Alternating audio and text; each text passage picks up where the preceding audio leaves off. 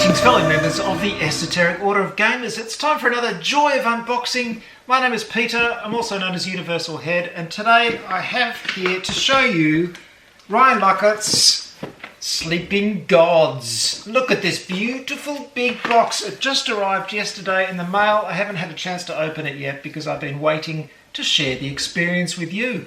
I've got the core set here, we've got the Tides of Ruin expansion here, there's a nice little book as well and some maps. So let's check out all this lovely stuff. Ryan is a very nice bloke and asked me to do a rules summary to include in the Kickstarter version of this game, which was a lot of fun to do, and I've actually played Sleeping Gods for a few days. A friend of mine had a copy and brought it over and we played it. And I've really enjoyed it. It's an excellent game and there's a lot of effort that's gone into it, a lot of artwork, a lot of storytelling. Let's have a look inside. Well, the first thing you'll notice, of course, is this beautiful box. There's a little bit of embossing here, and metallic treatment here, which is very nice, but this lovely illustration, loving the colours here. He's a very accomplished illustrator. Game designer, illustrator, writer, he does it all. And I believe he and his wife also wrote some music to go with this as well. So they're very multi-talented people. I'm incredibly jealous. And as you can see, it's an exploration storytelling game. It's set in this world of maps, seafaring adventures on the SS Manticore. And you have your crew and you meet things, and it's a strange kind of fantasy world. It's kind of modern, but it's fantasy as well. Really interesting stuff. But enough of me talking, let's have a look inside the box.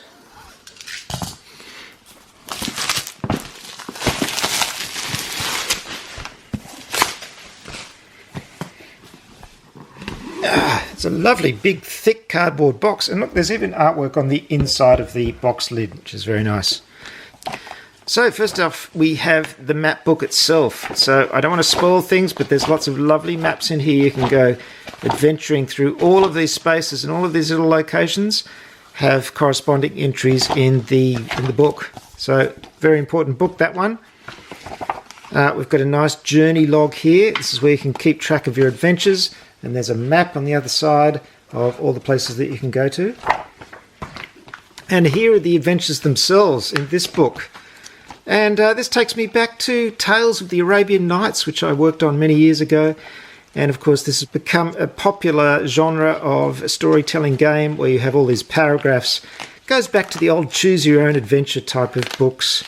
There's heaps and heaps of stuff in there. Wow. Here's our rulebook. The rules are pretty straightforward. There's a few kind of slightly fiddly things you do. You've got to keep track of your resources, and you have to make recipes to heal your wounds and stuff like that. So it's a really good solo experience as well, because there's a lot to do, but it is a cooperative game, and these are all the things that you can do. There's the rulebook. Here's a nice sheet where you can write down your achievements and things you get during the game, just to keep track of your adventures. Oh, look at this! It's a rules summary. Yep, this is the rules summary I did for him. And if you go to orderofgamers.com, the Esoteric Order of Gamers website, you'll find a new version of this summary, slightly tweaked. Often when I do these summaries for publishers, they might tweak it slightly after I give it to them, which changes things a bit. So just very little things like, the text doesn't quite line up at the bottom and stuff like that. Nothing particularly important. This one will see you right, but if you want the slightly upgraded version, you can go to orderofgamers.com and download it. It'll be version 1.1. And maybe more than that if it gets fixed even more in the future. Anyway, there's my summary. Very exciting to see my own work in even if it's something small as this, in such a beautiful piece of work. We've got a quick start guide here to get you started. Wow, lots there. This kind of stuff is really helpful for some people. I prefer just to get straight into the rules, but some people like a quick start guide. This is Crypt of Thorns, which I think is a bit of an extra, really. This allows you to do a bit of dungeon adventuring as part of your adventures as well. So there's some nice double-sided kind of location sheets there for particular locations. There we go, Sleeping Gods Dungeons storybook. So there's a separate storybook for that as well. Wow, there's so much in this box. So that's just for dungeon adventures. Some tokens for those adventures. The all-important lantern, of course. They're nice. And of course some cards for those adventures. And then you've got in here all the cards in their separate little boxes, which is just beautiful. Heaps and heaps of Ziploc bags for you. And some more. A little stand there. And look at this. So much stuff. Let's have a look. Ooh, what have we got in here? Wow. Now this, I believe, is the top Kickstarter pledge, so I'm not exactly sure what comes in the retail version of this game and what's in the Kickstarter version of this game. I'll have to leave you to do your own research on this one, but this is the full pledge version, I think, of the Kickstarter campaign. So we have these beautiful metal coins. Let's check these out. Oh, aren't they lovely? If there's one thing I'm a fan of, it's metal coins in games. And these are particularly nice, and I've got to say, you could use these for so many different games because they're kind of generic, weird fantasy kind of look, aren't they? Love the size of them. Beautiful. Oh, they make that great sound. There are also some very nice wooden pieces. There we go, obviously wounds there. Forget what these are. I only played this recently, but I've forgotten the names. There's so many games I've got to keep track in my head. But, you know, these are the resources. And we've got a meeple there. That is for picking your action when you're on board the ship, I think. And talking of the ship, which is the Manticore, this is it, and this will travel around the map. And it's a gorgeous little pre-painted ship. Isn't that fantastic? It's kind of a Kong Island kind of feel to it. Skull Island, I should say. King Kong kind of ship feel. And we've got some decks of cards in there as well. I'll show you some samples of the cards, but they're all covered with beautiful artwork like this. What's in the next box? Ooh, so much to discover. Oh, that one's empty. That's for storing things.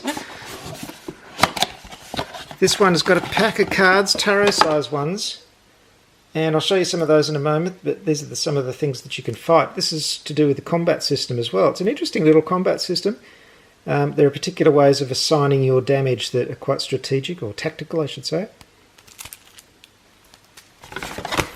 What's in here? Oh, this is a beautiful box. Look, this is a good solid box. It's got a magnetic lid, so that does that, which is lovely. And these are all the cards that you use when you're adventuring along. So there are quest cards here. Quest cards. Heaps of those. More quest cards. These are all quest cards, actually. No, here we go. There's some adventure cards as well. Adventure cards. More adventure cards. And these are sort of special event cards as well. And I love this box. This is great because you're flipping through this during the game quite a lot. It's a lovely, high quality box. Used quests go in this empty box. And then we've got some other card things down here. This is the main card for the Manticore. And this is where you pick your main action at the start of each turn. All the various things you can do. These are exhaustion markers down here. And then we start getting the crew, the people who will be joining you on your adventures. Bit of information about each one there. Other resources, food, materials, grain, things like that, relics. There we go. More characters. That lovely style of illustration that Ryan has, which you've seen in his other games. And more general counters.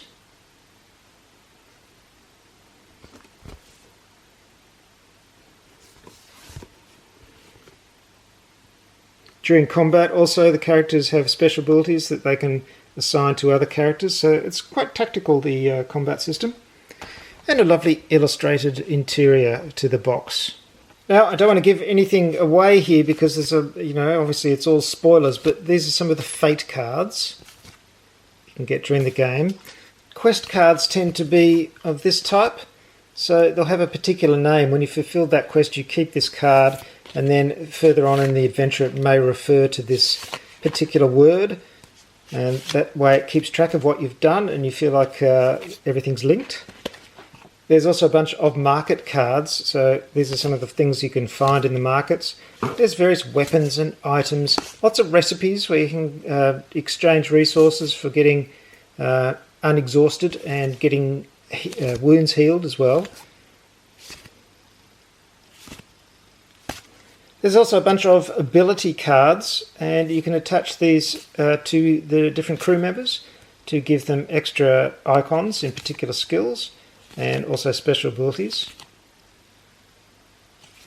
And you've also got a huge bunch of these enemy cards, so many things that you can encounter and fight and have diplomatic relations with, but usually fight. So much variety there. All individually illustrated, just an astonishing amount of work involved in this game. But wait, there's even more to look at. Sleeping Gods, Tides of Ruin is this extra set. And in here, what have we got? Well, there's another archipelago that you can explore. There's new content you can add to the base game, new adventure, enemy, quest, market and event cards, a 10-page atlas and accompanying storybook with new adventures, and a new way to play the game called Arcade Mode, a roguelike experience. Wow.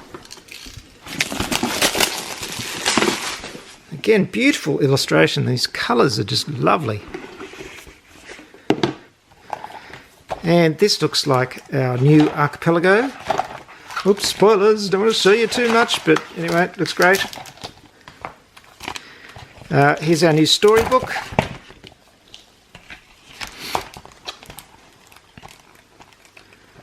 More stories in there. Arcade mode, of course, as well. More cards. There's a special deck for arcade mode there. Won't go into that. Quest cards, adventure cards. Items, market stuff as well, and more enemies as well. So lovely stuff, more stuff to add to the game. The quality is just beautiful, I have to say, just beautiful. Next up, we've got this double-sided battle mat, so you can use this to put down your cards when you're fighting enemies. Just a nice little extra to have, not essential, but lovely. And finally, this little extra book. What do we have here? Look at this, it's like a little diary, background information. Beautiful. The other thing this reminds me of is the old computer game Myst, which had a sort of similar quality as well. I don't know if that's just me, but it kind of reminds me of that as well. Look at that, all this illustration. Apparently 3 years' work went into this game. Pretty incredible stuff. You've got to admire it, don't you? This just an individual's vision, or an individual and the people around him helping him, and they've come up with this amazing game, Sleeping Gods. And as I said, I've played it, really enjoyed it. It's a lovely storytelling game. The stories are really nice. You build up your characters. There's sort of resource management as well. And you just never know what's going to happen next. As I said, great solo experience if you're into that. Also fun to share with friends. So I was very proud to be a very, very small part of this project. And congratulations to Ryan and his wife and the other people involved on finishing it. As I said, go over to the Esoteric Order of Gamers at orderofgamers.com. Not only will you find a slightly updated version of the summary I put in this game, but also another 360 so rule summaries and reference sheets, which you can download for free, print out, laminate, stick in your games, and they'll make learning and playing your games even easier, so you can spend more time enjoying them. That's it for now. Thanks for watching. I'll see you next time. Please check out my other videos and subscribe. Hit all notifications if you haven't already. Bye for now.